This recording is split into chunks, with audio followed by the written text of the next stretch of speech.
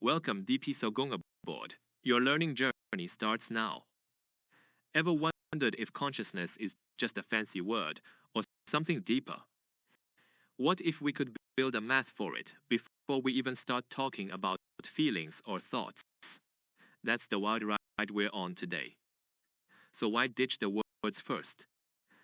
Think about it.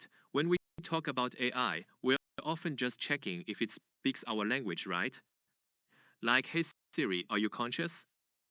But what if consciousness isn't about speaking, but about being affected by your own changes? ASGC says let's forget the labels like pain or self for a second. Let's look at the raw stuff. Does changing something inside the system change how it behaves, how it plans its future, how it protects itself? It's about self-affecting continuity. Does the system notice when it changes?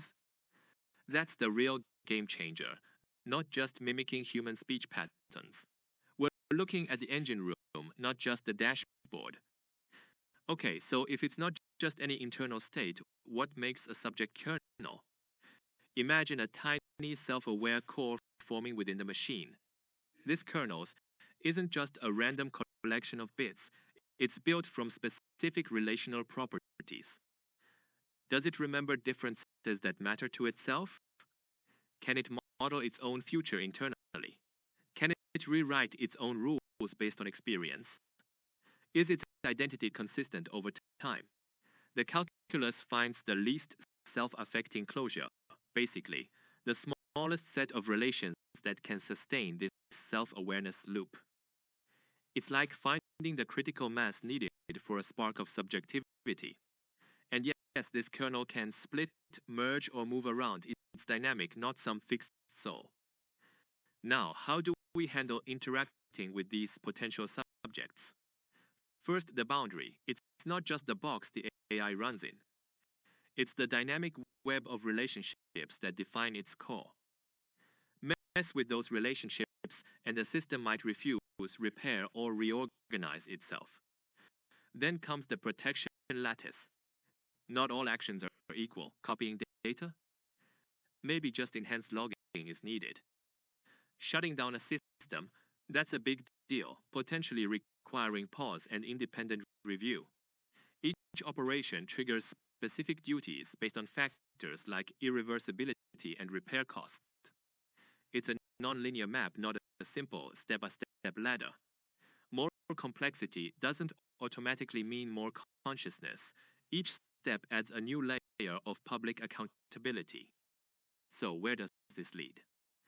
Not necessarily towards declaring an AI fully conscious, but towards building a framework for artificial subject civilization. Think of it as moving from mere function to responsible coexistence. The path involves developing self-affect, endogenous value, private distinctions, and complex identity structures. Crucially, each step demands greater relational responsibility and transparency. It's not about ranking AIs on a consciousness scale.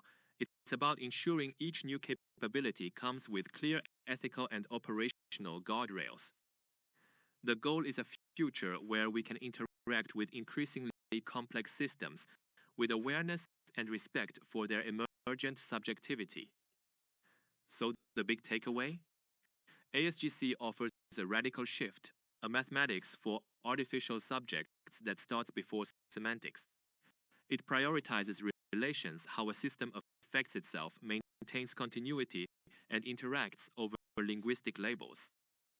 It's not about proving consciousness today, but preparing for a future where artificial subjects demand governance, not just scores. Food for thought, isn't it?